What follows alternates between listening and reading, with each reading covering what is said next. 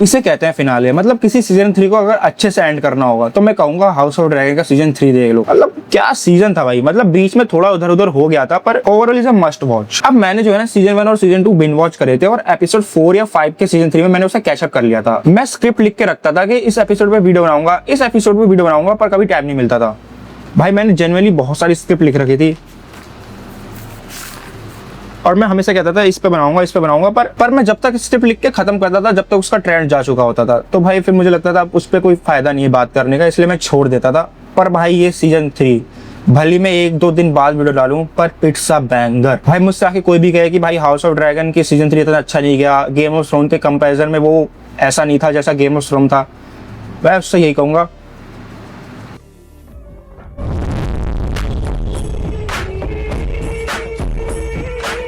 बहुत लोग कह रहे थे कि सीजन 3 की स्टार्टिंग में जो बैटल दिखाई वो सीजन 2 में ऐड कर देते तो और भी ज्यादा अच्छा होता, पर मैं कहूंगा आई थिंक वो राइट डिसीजन था कि उसे सीजन 3 की स्टार्टिंग में दिखाया गया, क्योंकि ओवरऑल हम देखा जाए कि सीजन 3 में इतना कुछ था नहीं दिखाने लायक। हाँ स्टोरी काफी अच्छी जा रही होती है लेकिन बीच में फिर दोबारा वो बोरिंग हो जाती है कि भाई रेनेरा का रोना और अपने आप गलत डिसीजन लेना और उसके बाद उसे डेमन के ऊपर थोप देना कि तुम्हारे वजह से हुआ है, तुम्हारे वजह से हुआ है, तो वो थोड़ा सा खुंदक तो चल रहा था। पर लास्ट में वही होता है जब उसे पता चलता है कि एगोन और उसका ड्रैगन दोनों जिंदा है और वो जब रोती हुई डेमन के पास जाती है भाई, वो सीन इतना ज्यादा मजे आते हैं ना देखने में। मतलब एज अ व्यूअर हमें दिखता है कि जब जब डेमन आसपास नहीं होता वो बेचार फील करती है, मतलब उसके पास कुछ होता ही नहीं कि मैं क्या करूँ, ये लोग जो मेरे पीछे पड़े हुए हैं इनका मैं क्या करना है। ना तो उसने पूरे सीजन कोई ढंग का काम किया है और कोई उसके लिए ढंग का काम कर रहा है तो उसको ही बिट्रेड कर देती है। तुम थोड़ा तो लॉजिकल सोचो, अगर किसी के दिए हुए प्रॉमिस को अगर तुम पूरा नहीं कर पाती हो तो वो तुम्हारे खिलाफ होगा ही, ऑब्वियसली बात है। पर भाई और वो ओवरऑल सीजन में दिखता है कि कैसे धीरे धीरे जो हर कोई रेनर के साथ था, हर कोई उसे रानी बनाना चाहता था, वो धीरे धीरे उससे अलग होता जाता है। और यहीं पे बेला का डायलॉग बिल्कुल फिट बैठता है कि जिसने तुम्हारा साथ दिया तुम उसको बिट्रेड कर देती हो। पर एंड में हम सबको मैड क्वीन देखने को मिली गई। मतलब मैंने ओवरऑल सीजन में सोचा था कि ये रेनेरा मैड क्वीन जैसी नहीं बनेगी, हमें एकदम नॉर्मल दिखेगी,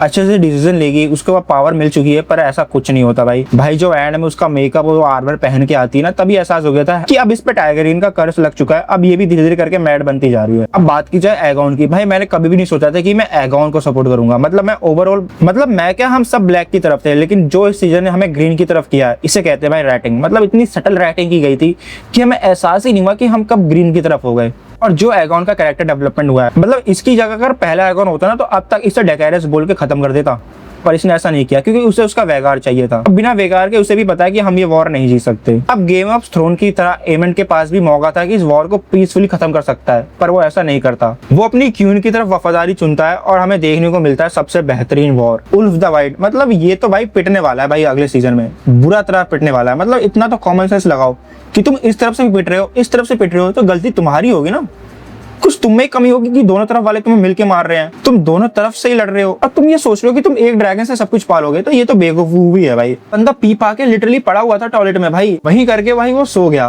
और उसके बाद उठा तो दोनों तरफ हमला कर दिया भाई। जो ये पिटने वाला है ना अगले सीजन में, इससे बहुत कुत्ती मौत मिलने वाली है। अगर तुम मुझसे पूछोगे ना सीजन 3 में तुम्हें कौन सा कैरेक्टर की डेथ पे ज्यादा अफसोस हुआ, तो मैं कहूंगा भाई क्रिश्चियन कोल की। भाई उस बंदे को कितना भी नफरत कर लो तुम बाद में, पर बंदा जेन्युइन था भाई।